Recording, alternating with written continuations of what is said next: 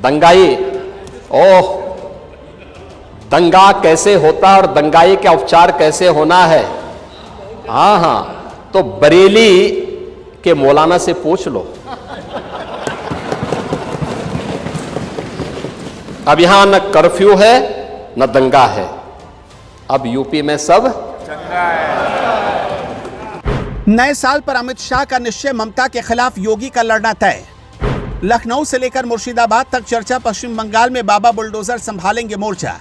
2026 शुरू होते ही बीजेपी को पता है सबसे बड़ा इम्तिहान भी शुरू हो चुका है। एक ऐसे राज्य में चुनाव होने जा रहा है जहां बीजेपी का नेता कभी मुख्यमंत्री नहीं बन पाया, और तो और बीजेपी का झंडा लगाने पर जहां मारपीट हो जाती है। अब उस राज्य में योगी आदित्यनाथ को घर घर भगवा करने का जिम्मा दे दिया गया है। जी हां, इस बार पश्चिम बंगाल का विधानसभा चुनाव नरेंद्र मोदी और अमित शाह की रणनीति से नहीं बल्कि बाबा बुलडोजर की मर्जी से लड़ा जाएगा। जिसे शक हो वो अमित शाह का ये बयान सुन ले। हम कौन से जमाने में जी रहे, मुगल काल में जी रहे हैं क्या?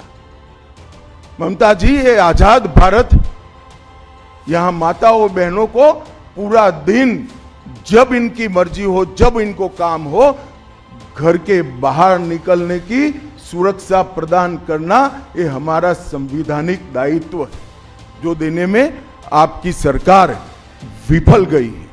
आरजी कर मेडिकल कॉलेज का मामला हो, संदेश खाली का मामला हो, दुर्गापुर मेडिकल कॉलेज का मामला हो, साउथ कॉलेज लॉ कॉलेज का मामला हो, हर जगह बेटियां असुरक्षित हैं और ढेर सारे लोग और ढेर सारी माताएं बहनें ये अत्याचार से तंग आ चुकी है, असुरक्षा से तंग आ चुकी है। अब पूरे भारत में सबको पता है कि अमित शाह की इस चिंता का समाधान किसी अंदाज में, किसी स्टाइल में हो सकता है, तो वो है सिर्फ योगी महाराज का स्टाइल, बुलडोजर बाबा का अंदाज।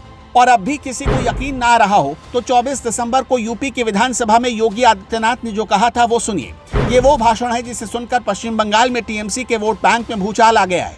11 वर्ष नहीं, अभी तो आपको जो है 2047 तक इंतजार करना होगा। अभी 2000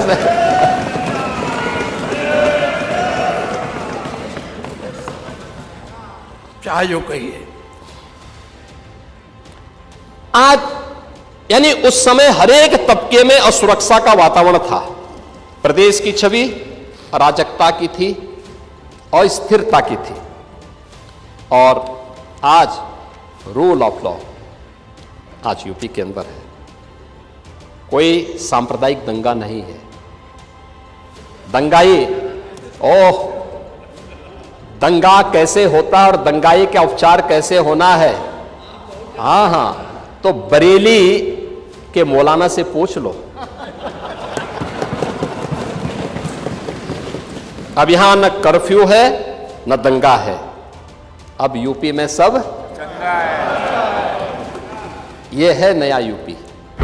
ममता बनर्जी बंगाल में 2011 से सीएम की कुर्सी पर बैठी हैं। 14 साल हो गए, ममता को कुर्सी से कोई हटा नहीं पाया। ममता बनर्जी ना तो मोदी से डरती हैं, नहीं शाह से। बीजेपी का योगी प्लान देखकर ममता भी परेशान हो गई है और बीजेपी पर हमला तेज कर दिया है। ममता बनर्जी ने कहा है कि शकुनी का चेला दुशासन बंगाल में जानकारी जुटाने आया है। जैसे ही चुनाव आते हैं दुशासन और दुर्योधन दिखाई देने लगते हैं। बीजेपी कहती है कि घुसपैठिए सिर्फ बंगाल से ही आते हैं। अगर ऐसा है तो क्या पहलगाम में हमला आपने कराया था?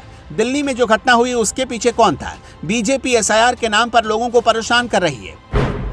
ममता के इस बेबाक अंदाज के पीछे योगी फैक्टर की चिंता भी है। ममता को पता है कि योगी आदित्यनाथ में बंगाल की बाजी पलट देने का दम है।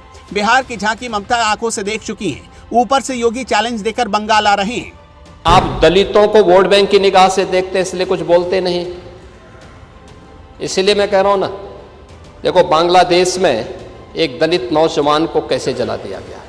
आप लोग गाजा पट्टी में होने वाले किसी भी उस पर आंसू बहाते हैं, लेकिन आपकी जबान से एक शब्द नहीं निकल रहा है, क्योंकि एक दलित नौजवान मारा गया बांग्लादेश में, और उस नौजवान के मरने पर आपकी जबान सिल चुकी है, क्योंकि आप उसको केवल वोट बैंक के रूप में इस्तेमाल करते हैं। मोदी और शाह जानते हैं ममता का किला ढाहना है तो योगी को बंगाल लाना है।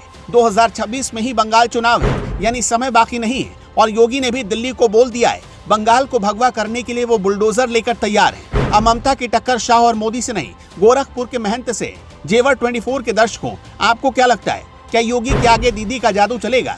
इस बार बंगाल में किसकी सरकार बनेगी? कमेंट में बताइएगा।